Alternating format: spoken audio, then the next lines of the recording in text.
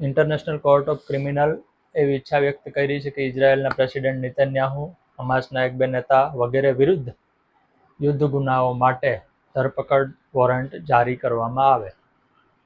Warrant જારી કરવો એવો વિચાર છે, હજુ સુધી વોરંટ જારી નથી થયું. એટલે હવે સવાલ એ થાય કે ઇન્ટરનેશનલ કોર્ટ ઓફ ક્રિમિનલ શું છે, યુદ્ધ ગુનાઓ શું છે, ધરપકડ વોરંટ શું છે અને એનાથી શું ફેર પડે. ઇન્ટરનેશનલ કોર્ટ ઓફ ક્રિમિનલ એ નેધરલેન્ડના હેગ શહેરમાં આવેલી છે. ત્યાં જ એક બીજી બહુ જાણીતી કોર્ટ છે જેનું નામ છે international court of justice ICJ. એ આંતરરાષ્ટ્રીય કોર્ટ છે. ઇન્ટરનેશનલ કોર્ટ ઓફ ક્રિમિનલ એ પણ આંતરરાષ્ટ્રીય કોર્ટ છે, પણ બંને અલગ છે. ઇન્ટરનેશનલ કોર્ટ ઓફ જસ્ટિસ જૂની છે અને એનું કામ બે દેશો વચ્ચેના મામલાઓનું છે. એનું કામ વ્યક્તિગત કેસ કરવાનું નથી. International court of criminal ICC 2002માં સ્થપાયેલી છે અને એનું કામ કોઈ વ્યક્તિ વિરુદ્ધ કેસ કરવાનું પણ છે અને સામાન્ય રીતે 3 પ્રકારના ગુનાઓ એ ધ્યાનમાં લે છે. ક્રાઇમ અગેન્સ્ટ હ્યુમાનિટી એટલે માનવતા વિરુદ્ધના ગુનાઓ, વોર ક્રાઇમ એટલે યુદ્ધ ગુનાઓ અને જેનોસાઇડ એટલે સામૂહિક જનસંહાર. યુદ્ધ ગુનાઓ તો સ્પષ્ટ છે કે યુદ્ધ વખતે તમે જે દેશ ઉપર હુમલો કરો છો, દેશના નાગરિકો વિરુદ્ધ અત્યાચાર કરો અથવા તેમને અકારણે હિંસા કરો એ થાય. યુદ્ધ કે બીજા કોઈ સંજોગોમાં સામૂહિક સંહાર કરવામાં આવે, જેનોસાઇડ છે. આવા જ પ્રકારના બીજા ગુનાઓ પણ માનવતા વિરુદ્ધના ગુનાઓમાં આવે. મૂળભૂત રીતે અશાંત દેશો, સરમુખત્યારશાહી ધરાવતા દેશો, ગૃહયુદ્ધ ધરાવતા દેશોમાં આ પ્રકારના ગુના વધારે થતા હોય છે.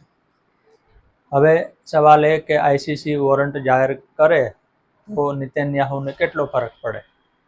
જવાબ છે ખાસ કાંઈ ફરક ન પડે, કારણ કે થોડા સમય પહેલાં જ રશિયાના પુતિન વિરુદ્ધ પણ ICC આવું ધરપકડ વોરંટ જારી કરી દીધું હતું. આમાં તો હજી વોરંટ જારી કરવાની વિચારણા છે, એમાં તો વોરંટ જારી થઈ ગયું છે.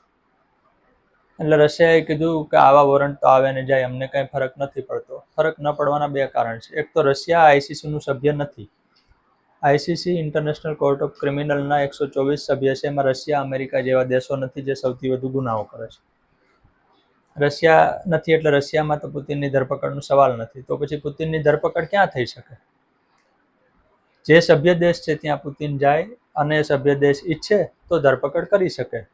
પણ કયો એવો દેશ હોય કે જે પુતિનની ધરપકડ કરવાનું પસંદ કરે, એ પણ હેગમાં બેસેલી એક કોર્ટને રાજી રાખવા? નેતન્યાહુના કિસ્સામાં પણ એવું જ છે. કોઈ દેશ એનો સભ્ય હોય ત્યાં નેતન્યાહુ જાય તો એની ધરપકડ કાંઈ કોર્ટ માટે કોઈ કરવાનું પસંદ ન કરે. હા, આ બધા નેતાઓ નિવૃત્ત થાય, સત્તા ઉપરથી ઉતરે પછી એના વિરુદ્ધ કાર્યવાહી થઈ શકે. બીજા વિશ્વયુદ્ધ વખતે આ કોર્ટ નહોતી, પણ ત્યારના સમયની કોર્ટો હતી જેમણે નાઝી નેતાઓ જે વિરુદ્ધ આ પ્રકારની કાર્યવાહીઓ કરી અને એમને ફાંસીએ લટકાવી દીધા હતા. કારણ કે સત્તા ઉપર ઉતર્યા પછી એમના સ્થાનિક હરીફોથી માંડીને આંતરરાષ્ટ્રીય હરીફો એમના વિરુદ્ધ કાર્યવાહી કરવા તત્પર હોય. ઇન્ટરનેશનલ કોર્ટ ઓફ ક્રિમિનલ અત્યાર સુધીમાં 42 વ્યક્તિઓ સામે આવા વોરંટ જારી કર્યા છે અને એમાંથી 21 સામે કાર્યવાહી પણ થઈ છે. પણ એ મોટાભાગના સોમાલિયા અને કેન્યા અને લાઇબેરિયા અને એવા બધા દેશોના નેતાઓ છે, રવાંડા, કે જેમની પોતાના દેશમાં જ હાકલપટ્ટી થઈ હોય અને પછી કોર્ટ કેસ કરવાનો હોય. ઇન્ટરનેશનલ ક્રિમિનલ કોર્ટની વિશેષતા એ છે કે જ્યાં સુધી વ્યક્તિ પોતે હાજર ન થાય, જેના વિરુદ્ધ વોરંટ જાહેર થયું છે, આવે નહીં ત્યાં સુધી કાર્યવાહી આગળ ન ચાલે. એટલે વોરંટ જાહેર કરવાથી એ ગુનેગાર નથી બની જતા. ધારો કે કાલ સવારે વોરંટ જાહેર થાય અને નેતન્યાહુની ધરપકડ થાય તો પણ એ ગુનેગાર નથી થતા. પછી તો લાંબી પ્રક્રિયા શરૂ થાય અને એને ગુનેગાર કે નિર્દોષ સાબિત કરવાની કેસ ચાલે. અગાઉ કર્નલ ગદ્દાફી વિરુદ્ધ વોરંટ જાહેર થયું હતું, પણ ગદ્દાફીને જ્યારે મરવાનું હતું ત્યારે જ મૃત્યુ આવ્યું. તો સદ્દામ વિરુદ્ધ વોરંટ જાહેર નહોતું, પણ તો પણ અમેરિકા સહિતના દેશોએ ભેગા થઈને એને ફાંસીએ લટકાવી દીધો. એટલે આંતરરાષ્ટ્રીય ગુનેગાર હોય તો ઇન્ટરનેશનલ ક્રિમિનલ કોર્ટ દર વખતે એને ન્યાય આપી શકે એવું નથી.